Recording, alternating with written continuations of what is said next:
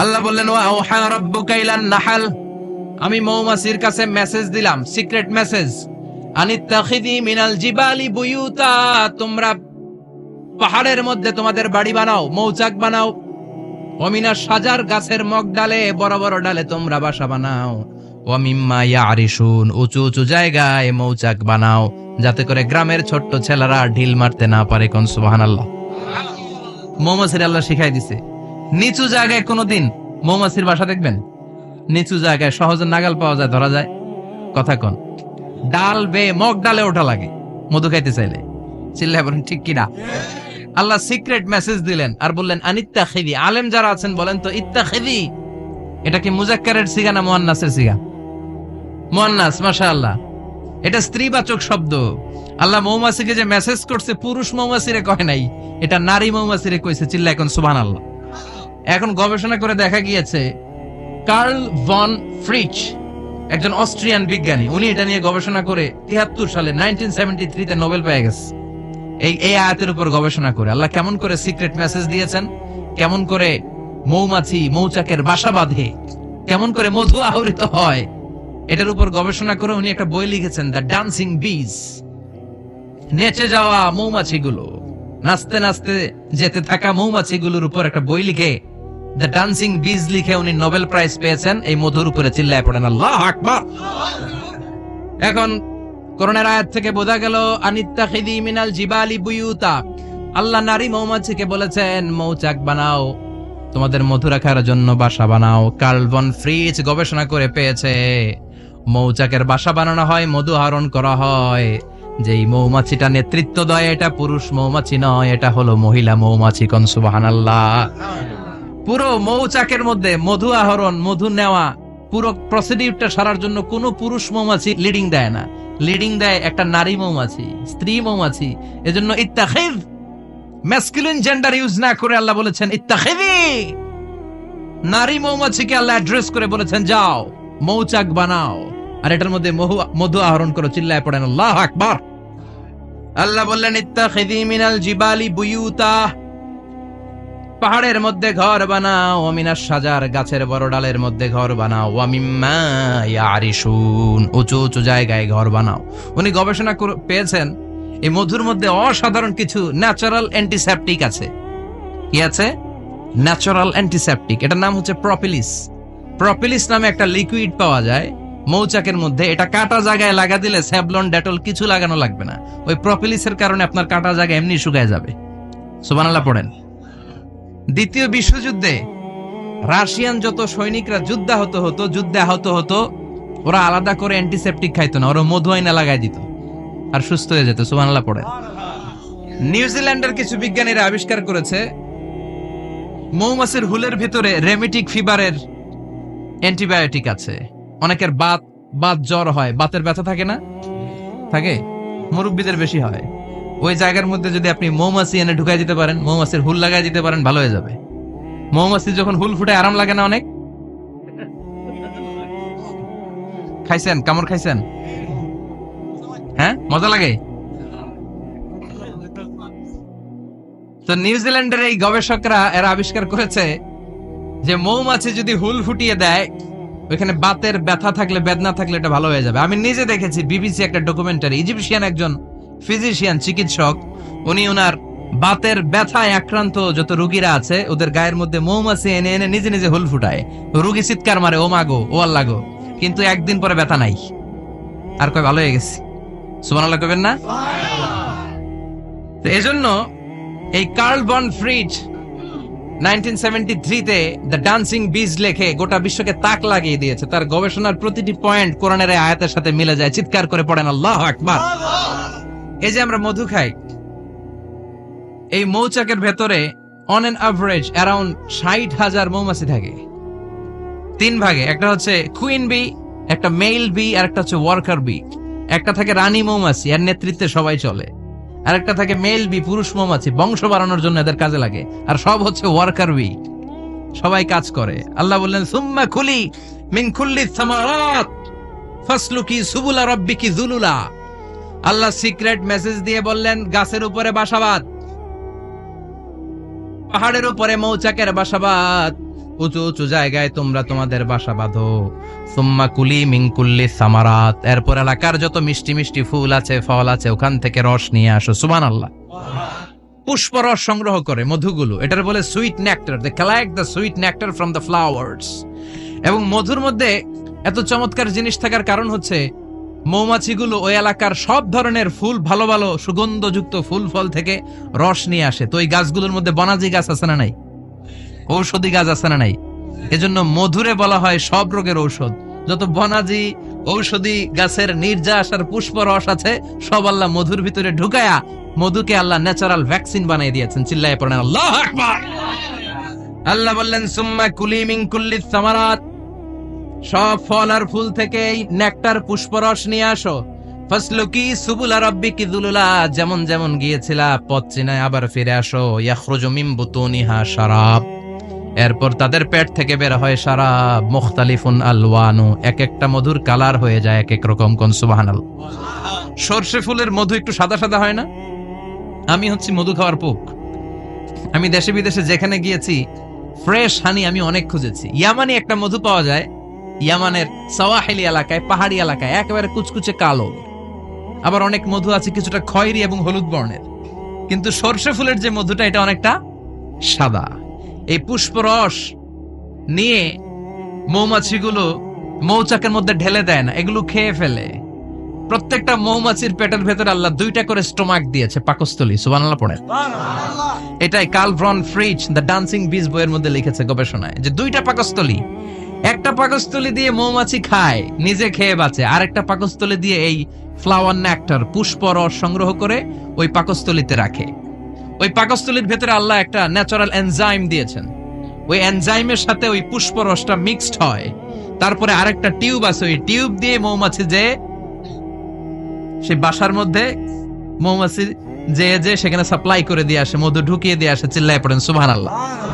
তার মানে বিষয়টা এমন না ফুলের রস নিয়ে মৌচাকের দিয়ে আসলো, ফুলের রস সে নেয়, তার স্পেশাল একটা স্টোমাকের মধ্যে ঢুকায়, সেখানে এনজাইম দিয়ে পাচক রস দিয়ে আল্লাহ এটাকে সমৃদ্ধ করে দেয়।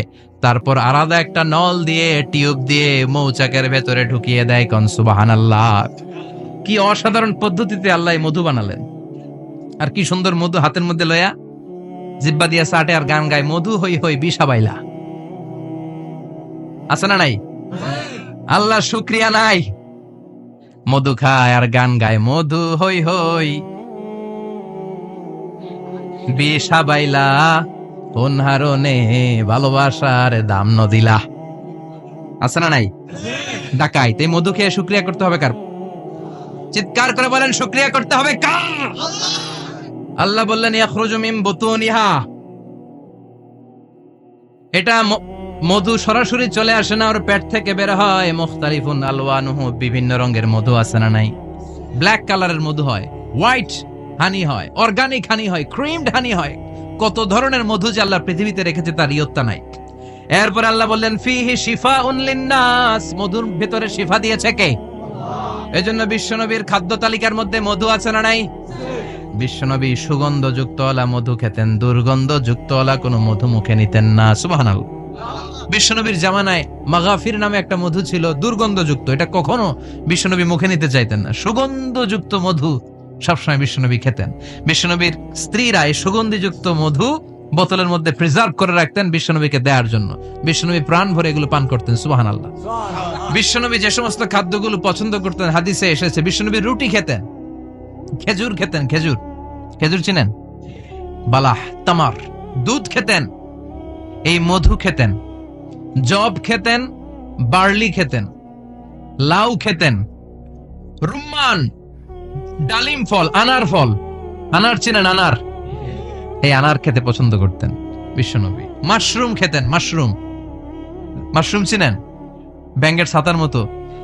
রেস্টুরেন্টে ইদানিং মাশরুমের স্যুপ পাওয়া যায়, এটা খাবেন। যাদের চোখের জ্যোতিতে সমস্যা, দৃষ্টিতে সমস্যা খাবেন। হাদিসে এসেছে আল কামআতু মিনাল মান ওয়া মাউহা শিফাউন লিল আইন। মাশরুম হলো মান্না সালোয়ার মতো খাবার। মাশরুমের স্যুপ যারা খাবে, চোখের জ্যোতি যাদের কম, তাদের চোখের জ্যোতি বাড়িয়ে দিবে কে? বুখারীর বর্ণনা, কানা রাসূলুল্লাহ ইউহিব্বুল হালাওয়া ওয়াল আসাল। বিশ্বনবী মিষ্টান্ন খেতে বড্ড পছন্দ করতেন, আবার বিশ্বনবী বেশি বেশি মধু খেতে পছন্দ করতেন। সুবহানাল্লাহ। কোরআনে দুইটা জিনিসের ক্ষেত্রে আল্লাহ শিফা যোগ করেছেন, যে দুইটা জিনিসের সাথে সম্পৃক্ত হলে শিফা। এক হচ্ছে কোরআন পড়লে শিফা, ওয়ানুনাজ্জিলু মিনাল কোরআনি মা হুয়া। আবার কোরআনে এই আয়াতের ক্ষেত্রে বলা হয়েছে শিফা ফিহি শিফাউন লিন্নাস। এজন্য সাইয়েদানা ইবনে মাসউদ এই উম্মাহকে উদ্দেশ্য করে বলেছেন, আলাইকুম বিশিফাইন, তোমাদের উচিত দুইটা জিনিস থেকে শিফা নেয়া। এক হলো কোরআন, দুই হলো আসাল মানে মধু। কোন সুবহানাল্লাহ। কোরআন তেলাওয়াত করলে অসুস্থরে সুস্থ করে দেয় কে? সূরা ফাতিহা তেলাওয়াত করলে অসুস্থকে সুস্থ বানিয়ে দেয় কে? আবার মধু খেলে সুস্থ বানিয়ে দেয় কে? মধু খেয়ে প্রশংসা করবেন কার? নাকি মধু হই হই বিষাবাইলা বলবেন এগুলা কখনো? খাঁটি মধু খেতে হবে। খাঁটি মধু চিনার উপায় হচ্ছে এটাতে পিঁপড়া জমে না, এটা ফ্রিজে রাখলে জমাট বাঁধে না, এটাতে দুর্গন্ধ হয় না। এক গ্লাস পানির মধ্যে এক ড্রপ মধু ছেলে দিলে এটা পানির সাথে না মিশে একেবারে নিচে চলে যায়। খাঁটি মধু খেতে হবে। তাহলে ফিহি শিফাউন লিন্নাস। কত কিছু দিয়ে যে আল্লাহ এটাকে সমৃদ্ধ করেছেন। এটার মধ্যে গ্লুকোজ আছে, এটার মধ্যে সুক্রোজ আছে, ফ্রুকটোজ আছে, প্রোটিন আছে, মিনারেলস আছে, ক্যালসিয়াম আছে, ভিটামিন আছে। খাইলেই শরীর গরম হয়ে যায়। সুবহানাল্লাহ। এজন্য শীতকালে বেশি বেশি খাবেন, জাম্পাল লাগবে না। শীতকালে মধু খেয়ে রাত্রে বেলায় বের হবেন, আর মাফলার পেঁচিয়ে বের হওয়া লাগবে না। সুবহানাল্লাহ পড়েন। তার মানে আল্লাহ বললেন ইয়াসিন ওয়াল কোরআনিল হাকিম, প্রজ্ঞাময় বিজ্ঞানময় কোরআনের কসম।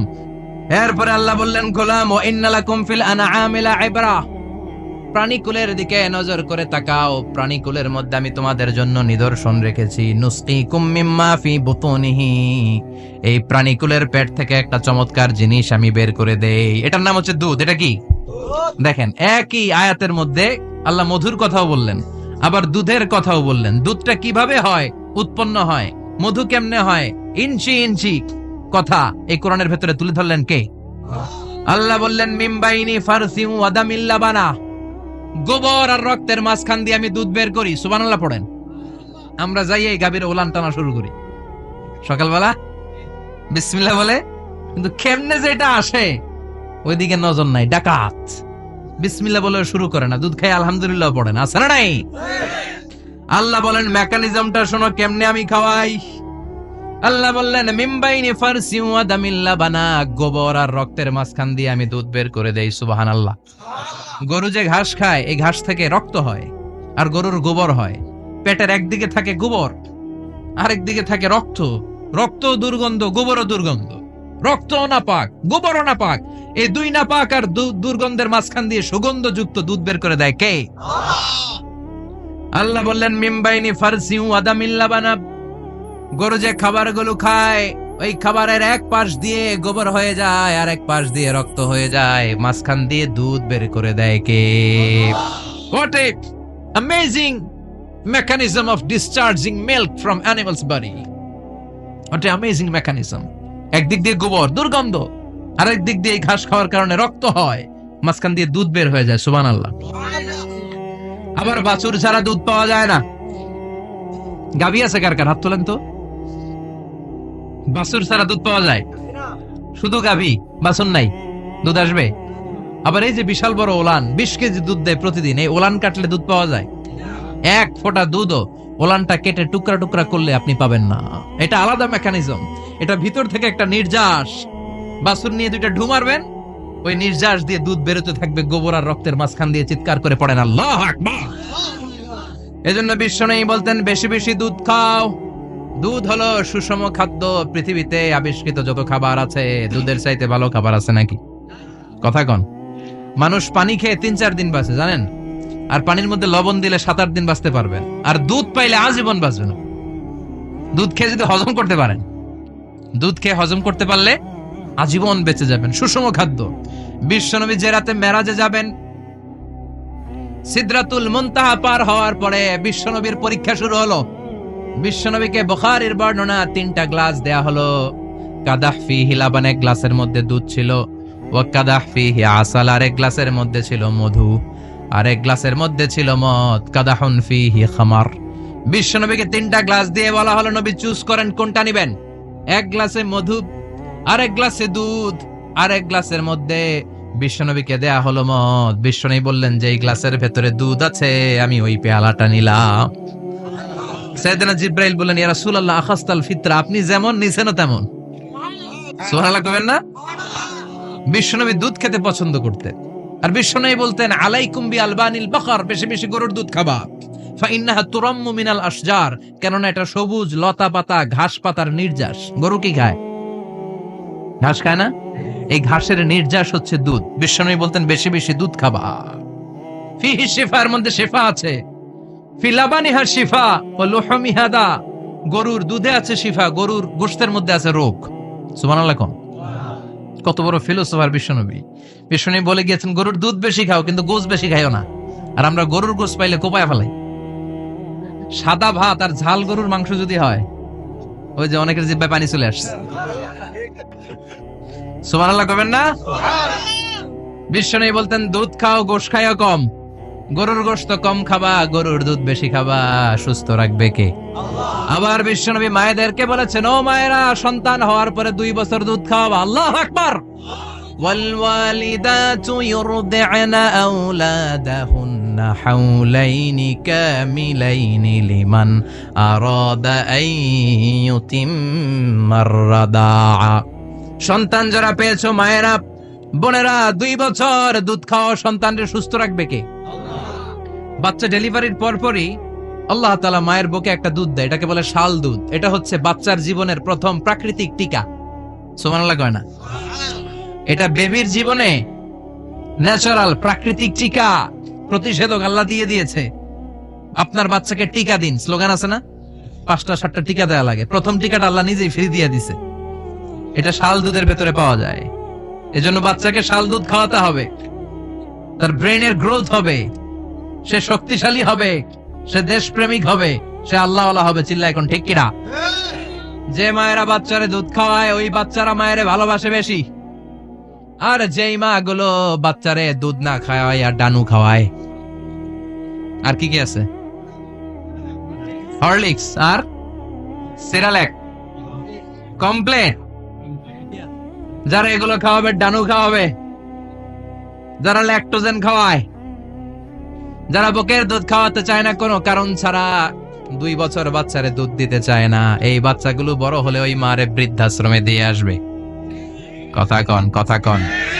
এজন্য মায়েরা, বোনেরা, সন্তান হলেই তাকে বুকের দুধ দিয়ে আল্লাহর পক্ষ থেকে যে টিকাটা, এই টিকাটা পেটের ভেতরে ঢুকায় দিতে হবে। চিল্লা এখন ঠিক কিনা? এটা হচ্ছে ন্যাচারাল টিকা। এজন্য আল্লাহ বললেন ইয়াসিন ওয়াল কোরআনিল হাকিম। ইয়াসিন, বিজ্ঞানময় কোরআনের শপথ। কোরআনের মধ্যে বিজ্ঞান আছে না নাই? অভাব নাই। কয়টা শুনবেন? আল্লাহ কসমোলজির কথা বলেছে, অ্যাস্ট্রোলজি কথা।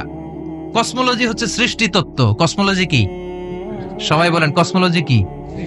আল্লাহ বললেন আওয়ালাম ইয়ারাল্লাযীনা কাফারু আন্নাস সামাওয়াতি ওয়াল আরদা কানাতা রাতকান ফাফাতাকনাহুমা। কাফেররা কি দেখে না মহাবিশ্বের সবকিছু একসাথে মিলে ঝিলে ছিল, বিশাল এক বিস্ফোরণের মাধ্যমে আমি মহাবিশ্ব তৈরি করেছি। সুবহানাল্লাহ। আদিতে, শুরুতে কিন্তু সব আকাশ, বাতাস, জমিন, চন্দ্র, সূর্য, নক্ষত্র, গ্রহ, নিহারিকা পুঞ্জ, গ্যালাক্সি, ব্ল্যাক হোল, সবকিছু মিলেমিশে একসাথে ছিল। এটার ঘনত্ব ছিল খুব বেশি। মহাবিশ্বের সবকিছু ছিল একটা বিন্দু। এটাকে বিজ্ঞানীরা নাম দিয়েছে দ্য সিঙ্গুলারিটি, মহা একত্ব। এরপর একটা প্রচন্ড বিস্ফোরণের মধ্য দিয়ে মহাবিশ্ব সৃষ্টি হয়েছে। এটার ওরা নাম দিয়েছে বিগ ব্যাং থিওরি। কি নাম? স্টিফেন হকিং সবচেয়ে বড় পদার্থবিজ্ঞানী ছিল। সে একটা বই লিখেছে, from the brief history of time, a brief history of time from big bang two black hole. সেখানে সে প্রমাণ করেছে কোরআনের এই আয়াত, কানাতা রাতকান, মহাবিশ্বের সবকিছু একটা বিন্দু ছিল। চাঁদ, সূর্য, গ্রহ, তারা সবকিছু ছিল। কথা বলেন, সবাই বলেন। একটা মাত্র বিন্দু ছিল। আল্লাহ বলেন, don't the disbeliever observe that the heavens and earth were joint together, then I separated with a gigantic sound explosion. সব একসাথে ছিল, চাঁদ, তারা, আকাশ, নদী, নালা সব একসাথে। তারপরে একটা বিকট বিস্ফোরণের মধ্য দিয়ে পৃথিবী হয়েছে, চাঁদ হয়েছে, চন্দ্র হয়েছে, সূর্য হয়েছে, মহাবিশ্বের সবকিছু এই মহাবিস্ফোরণের মধ্য দিয়ে হয়েছে। চিৎকার করে পড়েন আল্লাহু আকবার। এই যে ছোট্ট পৃথিবীতে আমরা বসে আছি, এই পৃথিবীর চেয়ে সূর্য 13 লক্ষ গুণ বড়। চিল্লায় পড়েন আল্লাহু আকবার। এটা কি বাড়ির কাছের কথা? 13 লক্ষ গুণ বড়, কল্পনা করা যায়? তার মানে কি সূর্যই সবচেয়ে বড়? না, সূর্যের চেয়ে অনেক বড় বড় তারা আছে। ব্যাটেলজিউস নামে একটা তারা আছে মহাকাশে, যেটা যে সূর্য পৃথিবীর চেয়ে 13 লক্ষ গুণ বড়। এই ব্যাটেলজিউস তারা সূর্যের চেয়ে 33 কোটি গুণ বড়। এই ব্যাটেলজিউস তারাটাই কি সবচেয়ে বড়? না, এর চেয়েও কত বড় তারা যা আছে কোনো হিসাব নাই। এরকম বিশাল বিশাল তারা ঘুরতে ঘুরতে মাওয়াকিউন নুজুম, ব্ল্যাক হোল নামে একটা রেঞ্জ আছে। এই রেঞ্জের মধ্যে যদি ঢুকে যায়, ছোট্ট বাচ্চার মুখে চকলেট দিলে বাচ্চা যেমনি চকলেট চুষে খেয়ে ফেলে, এই বিশাল বিশাল তারাগুলো ব্ল্যাক হোলের মধ্যে ঢুকলে এক মুহূর্তের মধ্যে নিঃশেষ হয়ে যায়। চিল্লায় পড়েন আল্লাহু আকবার। এজন্য আল্লাহ বললেন ফালা উকসিমু বিমাওয়াকিউন নুজুম, এই তারকা নিঃশেষ হওয়ার যে জায়গাটা, এই জায়গার কসম আমি কোরআনের মধ্যে খেলাম। এই ব্ল্যাক হোলের রেঞ্জের ভেতরে তারা আসলে মুহূর্তের মধ্যে নিঃশেষ বানিয়ে দেয় কে? একটা তারার চেয়ে আরেকটা তারা বড়। এরকম হাজার কোটি তারা মিলে আমাদের গ্যালাক্সি। এই গ্যালাক্সির নাম হচ্ছে মিল্কি ওয়ে। কি নাম? আমাদের গ্যালাক্সির নাম কি? সবাই বলেন তো। Milky Way. কি নাম? এরকম একটা গ্যালাক্সি না, লক্ষ কোটি গ্যালাক্সি আছে। আমাদের গ্যালাক্সির পরে সবচেয়ে কাছের গ্যালাক্সির নাম অ্যান্ড্রোমেডা। কি নাম? এই অ্যান্ড্রোমেডা গ্যালাক্সি আমাদের গ্যালাক্সি থেকে 2.5 মিলিয়ন লাইট ইয়ার দূরে, মানে 25 লক্ষ লাইট ইয়ার। সুবহানাল্লাহ কইবেন না? আলোর গতি হচ্ছে পৃথিবীতে সবচেয়ে বেশি বর্তমান সময় পর্যন্ত, জানেন? সেকেন্ডে কত মাইল? 1,86,000 মাইল। এক সেকেন্ডে আলো ছোটে 1,86,000 মাইল বেগে। এত বেগের কোন প্লেন বা রকেট নিয়ে যদি আপনি আমাদের গ্যালাক্সি থেকে মিল্কি ওয়ে থেকে অ্যান্ড্রোমেডাতে যেতে চান, তাহলে আপনার 25 লক্ষ বছর লেগে যাবে। সুবহানাল্লাহ বাড়িতে যাই বলেন।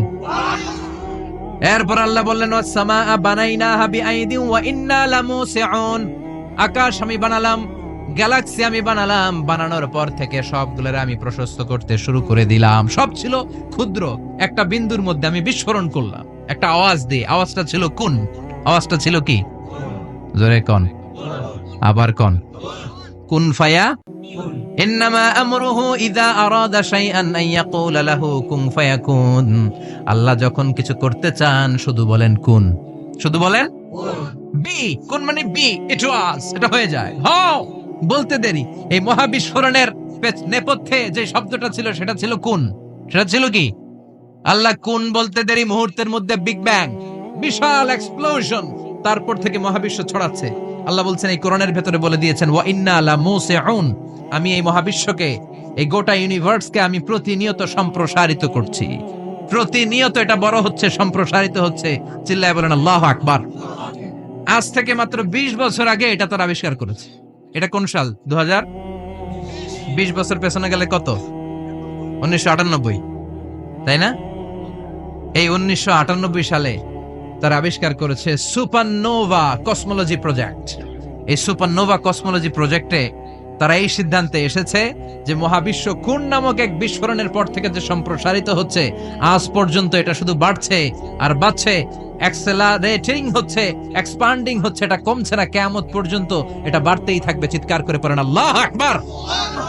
এজন্য আল্লাহ বললেন ইয়াসিন ওয়াল কোরআনিল হাকিম, বিজ্ঞানময় প্রজ্ঞাময় কোরআনের শপথ। এই কোরআনের ভেতরে আমি কসমোলজির কথা বলেছি, অ্যাস্ট্রোলজির কথা বলেছি, জিওলজির কথা বলেছি, ফিজিক্সের কথাও বলেছি। সুবহানাল্লাহ। ফিজিক্স মানে কি? পদার্থ। পদার্থের সবচেয়ে বড় উপাদান হচ্ছে লোহা। লোহার কথা কিন্তু কোরআনে নাই। আছে? কই আছে? হ্যাঁ, সূরাতুল হাদিদ, লোহার নামে একটা সূরা দিয়েছে আল্লাহ কোরআনে। সুবহানাল্লাহ পড়বেন না? সূরার নাম সূরাতুল হাদিদ। সূরার নাম কি? চিল্লায় বলেন সূরার নাম সূরাতুল হাদিদ। হাদিদ মানে লোহা। আল্লাহ বললেন ওয়া আনজালনাল হাদিদা ফীহি বা'সুন শাদীদ।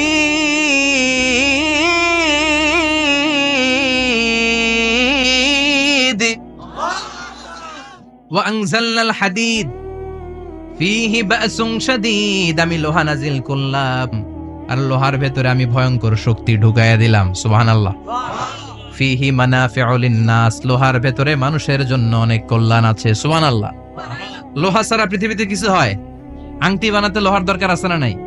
ঘড়ি বানাতে, গাড়ি বানাতে, বাড়ি বানাতে, মোবাইল বানাতে, হেলিকপ্টার, প্লেন, রকেট, মাইকের স্ট্যান্ড। সুবহানাল্লাহ কোন? এমন কোন জিনিস নাই যেটার মধ্যে লোহা লাগে না। এজন্য আল্লাহ বললেন এই লোহার নামে আমি একটা সূরা ডেডিকেট করলাম, ওয়া আনজালনাল হাদিদ ফিহি বাসুন শাদীদ। আমি লোহাকে নাজিল করেছি। আল্লাহ বলেছেন, খেয়াল করে শব্দটা শুনেন, ওয়া আনজালনাল হাদিদ, আমি লোহাকে উপর থেকে নাজিল করেছি। কি করেছি? কথা বলেন। তার মানে লোহা পৃথিবীতে ছিল না, নাজিল করছে কে? লোহা পৃথিবীতে ছিল? পৃথিবীতে ছিল। পৃথিবীতে থাকলে নাজিল করবেন কেন? এই যে কোরআনটা পৃথিবীতে আগে ছিল, নাজিল করছে কে? কোন ফেরেশতাকে দিয়ে? সাইয়েদনা জিবরাইল। কোন নবীর উপর? বিশ্বনবী মুহাম্মদুর রাসূলুল্লাহ। আল্লাহু আকবার। তার মানে ওই পৃথিবীতে ছিল না, আল্লাহ উপর থেকে নাজিল করেছেন। নুজুল মানে উপর থেকে নিচের দিকে আসা। এই নুজুল শব্দ ব্যবহার করে আল্লাহ বললেন, ওয়া আনজালনাল হাদিদ, লোহাকে আমি নাজিল করেছি। তার মানে লোহা পৃথিবীর উপাদান নয়, লোহা এসেছে উপর থেকে। কোন সুবহানাল্লাহ। বিজ্ঞানীরা, পদার্থবিদ যারা গবেষণা করে এটাই পেয়েছেন, লোহা আসলে পৃথিবীর না। লোহা পৃথিবীতে উৎপাদন করা হয় নাই। লোহার যে মলিকিউল, অণু আছে, লোহার একটা অণু তৈরি করার মতো ক্ষমতা পৃথিবীর নাই। ইভেন এই সৌরজগতের কোনো কিছু নাই। সূর্যের তাপেও লোহা তৈরি হতে পারে? লোহার ছোট্ট একটা অণু তৈরি করতে কমপক্ষে 1 কোটি ডিগ্রি সেলসিয়াস তাপের প্রয়োজন হয়। তার মানে এটা পৃথিবীর কোনো উপাদান নয়, এটা আনজালনাল হাদিদ। আল্লাহ বলেন, মহাবিস্ফোরণের কারণে গলিত অন্য কোন তারার ভেতর থেকে লোহার উপাদান আমি পৃথিবীর ভেতরে এনে ঢুকিয়ে দিয়েছি। তার মানে পদার্থের কথা কোরআনে আছে না নাই? সুবহানাল্লাহ কইবেন না? এরপরে বায়োলজির কথা আছে না নাই? বায়োলজিক্যাল অ্যাসপেক্ট অফ মাউন্টেইনস, কেমন করে পাহাড়ি রেঞ্জ তৈরি হলো, আছে না নাই? ওয়াজআলনাল জিবালা আওতাদা, পাহাড়কে আমি পেরেক মেরে দিয়েছি। ওমিয়া কাঠের ভেতরে যখন পেরেক মারেন, পেরেকের বেশিরভাগ অংশ কাঠের ভেতরে ঢুকে যায়, উপরে দেখা যায় সামান্য, ঠিক কিনা? তো লোহা যদি আল্লাহ পেরেক মারেন, উপরে যা দেখা যায় এটা সামান্য, আসল পাহাড় তো মাটির নিচে। সুবহানাল্লাহ কইবেন না? আসল পাহাড় কোথায়? পেরেক যদি কাঠের মধ্যে ঢুকিয়ে দেন, পুরো পেরেকটা কাঠে ঢুকে যায় না, উপরে দেখা যায় কদ্দুর? সামান্য। পাহাড়ের যা আপনি দেখেন এটা তো পেরেকের মাথা, পুরো পাহাড়টা আল্লাহ জমিনের ভেতরে গেড়ে দিয়েছেন। চিল্লায় পড়েন আল্লাহু আকবার। আবার আল্লাহ বললেন, অমিনাল জিবালি জুদাদুম বিদু ওয়া হুমরুম মুখতালিফুন আলওয়ানু, আছে না নাই? ওয়া গারাবিবু সুদ, আল্লাহ বলেন নানা রঙের পাহাড় পর্বত মহাবিশ্বে আমি তৈরি করেছি। কোন পাহাড় হচ্ছে রক্তিম বর্ণের, কোন পাহাড়কে বানিয়েছি আমি কৃষ্ণ বর্ণের, কোন পাহাড়কে বানিয়েছি আমি শুভ্র বর্ণের, কোন পাহাড়ের রং কালো, কোনটা সাদা, কোনটা নীল, আছে না নাই? মহাবিশ্ব যখন তৈরি হয়েছে, পৃথিবীর মধ্যে 7টা টেকটনিক প্লেট তৈরি হয়েছে। 7 tectonic plates create the mountain range on earth. পৃথিবীতে এই পাহাড় তৈরির কারণ হচ্ছে 7টা প্লেট। এগুলোরে 7 টেকটনিক প্লেট বলে। এই প্লেটগুলোর কারণে পৃথিবীতে এই রং বেরঙের পাহাড় তৈরি হয়েছে।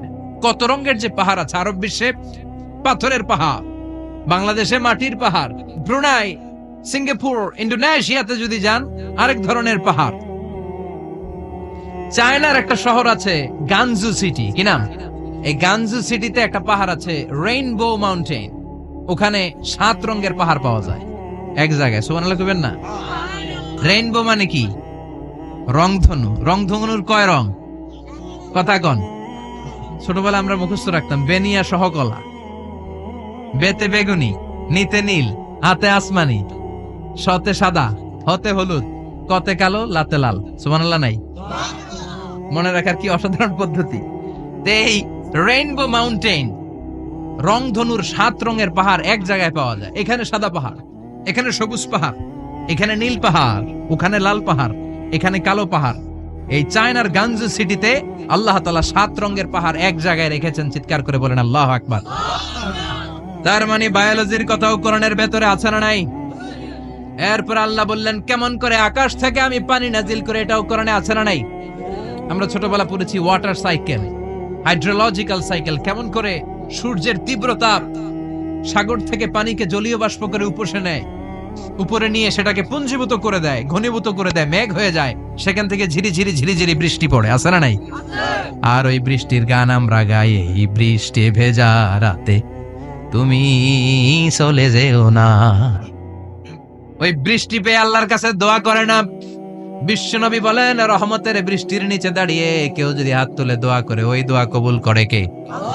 আবার আকাশের মধ্যে মেঘের ঘনঘটা দেখলে বিশ্বনবী পেরেশান হয়ে যেতেন, হয়রান হয়ে যেতেন, আর আল্লাহর কাছে বলতেন, আল্লাহ এই মেঘ দিয়ে তুমি আমাদেরকে আযাব দিও না, তুমি আমাদেরকে গজব দিও না, তুমি আমাদেরকে শেষ করে দিও না, এই মেঘ থেকে তুমি আমাদেরকে রহমতের বৃষ্টি দাও। পড়ে না আমিন।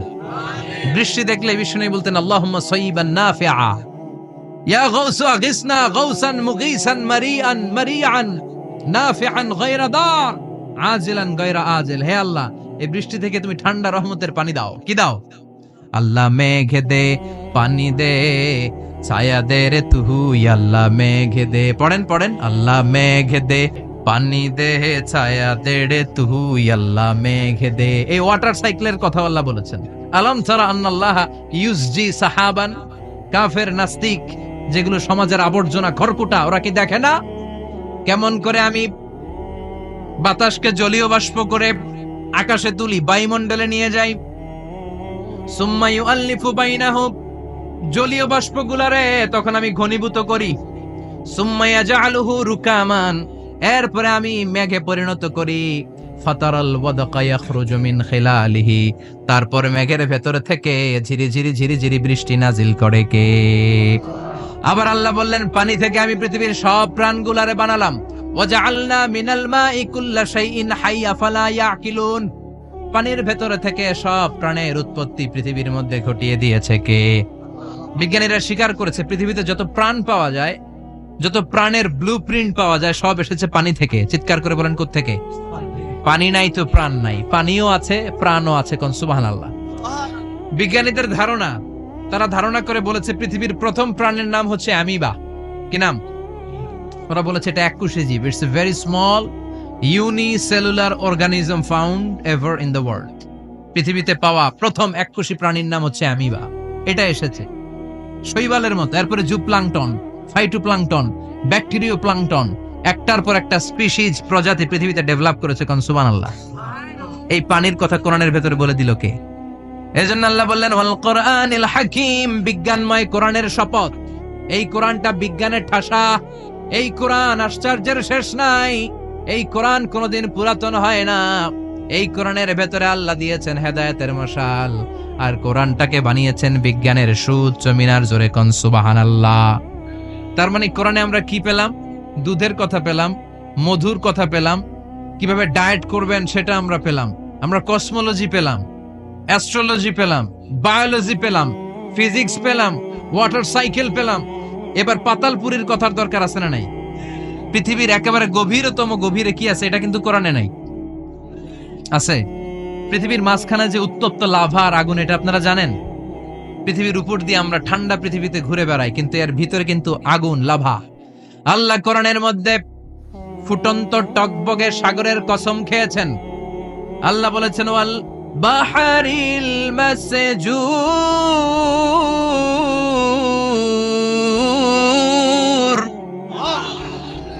আমি কোরআনের ভেতরে ফুটন্ত টকবগে সাগরের পানির কসম খেলাম। পড়েন সুবহানাল্লাহ। সাগরের পানির, ফুটন্ত টকবগে সাগরের পানির কসম। সাগরের পানি আবার ফুটন্ত হয় কি করে? পানি কি হয়? ঠান্ডা। পানি কি? কথা বলেন। আল্লাহ পৃথিবীর ভেতরকার কথা চিন্তা করে বলেছেন, ওয়াল বাহরিল মাসজুর। ইউনাইটেড স্টেটস অফ আমেরিকার নেভাল একাডেমির সায়েন্টিস্টরা এই আয়াতের উপর রিসার্চ করেছে যে সাগরের ভেতরে আবার, এই ঠান্ডা পানির ভেতরে আবার উত্তপ্ত আগুনের লাভা আসলো কোত্থেকে। রিসার্চ করার জন্য তারা সাগরের ভেতরে পাইপ ঢুকিয়েছে। পাইপ ঢুকাতে ঢুকাতে অনেকগুলো লেয়ার তারা পার করেছে। রূপান্তর শিলার স্তর, পাললিক শিলার স্তর, আগ্নেয়গিরির শিলার স্তর, মার্বেল পাথরের অনেকগুলো শিলার স্তর পেরিয়ে যাওয়ার পরে তারা পাইপ ঢুকানোর পরে দেখতে পেয়েছে পাইপগুলো গলে যায়। পাইপগুলো কি হয়? তার মানে ভিতরে কি আছে? গত কয়েক মাস আগে জাপানে কিছু জিওলজিস্ট, ভূতত্ত্ববিদ, তারা গবেষণা করে পৃথিবীর এক মাথা থেকে আরেক মাথায় যেতে চাচ্ছে, মানে প্রতিপাদ স্থান। বাংলাদেশের এখান থেকে ছিদ্র করলে আপনি দক্ষিণ আমেরিকার চিলির সান্টিয়াগোতে যেয়ে উঠবেন। কথা বুঝতে পেরেছেন? তার মানে বাংলাদেশের প্রতিপাদ স্থান হচ্ছে দক্ষিণ সাউথ আমেরিকার চিলির সান্টিয়াগো। আবার ইন্ডিয়া থেকে ছিদ্র করতে করতে পৃথিবীর আরেক মাথা দিয়ে উঠবেন। সুবহানাল্লাহ বলেন। এটা তারা শুরু করেছে কিন্তু এখনো সফল হয় নাই। ইউএস এর নেভাল একাডেমির সায়েন্টিস্টরা পাইপ ঢুকাতে ঢুকাতে দেখে একটা পর্যায় শেষে পাইপ আর ঢুকানো যায় না, পাইপগুলো পৃথিবীর ভেতরে যেতে যেতে গলে গলে পানি হয়ে যায়। সুবহানাল্লাহ কইবেন না?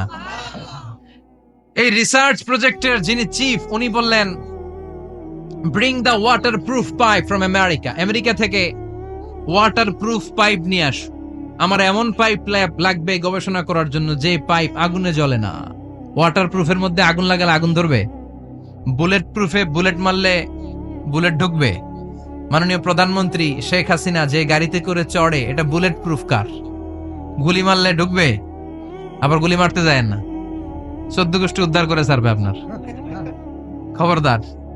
তো আমেরিকা থেকে ফায়ার প্রুফের পাইপ নিয়ে আসা হলো। নেভাল একাডেমির চিফ সায়েন্টিস্ট পাইপ ঢুকাতে আরম্ভ করলেন। ঢুকাতে ঢুকাতে পৃথিবীতে কিন্তু অনেকগুলো স্তর আছে, এই যে বালু মাটি সব কিন্তু বালু মাটি নয়। আপনি খুঁড়তে খুঁড়তে পেয়ে যাবেন পাললিক শিলা, এরপরে রূপান্তরিত শিলা, এরপরে মার্বেল পাথরের শিলা, এরপরে শুরু হবে গরম আগ্নেয়গিরির শিলা। ওই শিলার ভেতরে এমন আগুন আল্লাহ রেখেছে, নেভাল একাডেমির সায়েন্টিস্টরা ফায়ার প্রুফের পাইপ ঢুকাতে ঢুকাতে একটা লেভেল যাওয়ার পরে দেখে যে ফায়ার প্রুফের পাইপও গলে গলে মুহূর্তে পানি হয়ে যায়। তার মানে ভেতরে এমন আগুন আল্লাহ রেখেছে, ওই আগুনের তুলনায় পৃথিবীর আগুনের মতো নয়। ওই আগুনটাই জাহান্নামের আগুন। আবার বিজ্ঞানীরা গবেষণা করে ওই আগুনের মধ্যে মানুষের চিৎকার শুনেছে। এজন্য হাদিসে এসেছে আল্লাহর ওলিরা মুমিন বান্দারা মারা গেলে তাদের রূহগুলো আকাশে চলে যায়, ইল্লিনে চলে যায়। আর কাফের মুশরিক আর নাস্তিক গুলো মারা গেলে তাদের আত্মাগুলো পৃথিবীর মাঝখানে সিজ্জিনে চলে যায়। ওই সিজ্জিনের ভেতরে আগুন আছে না নাই? চিল্লায় বলেন।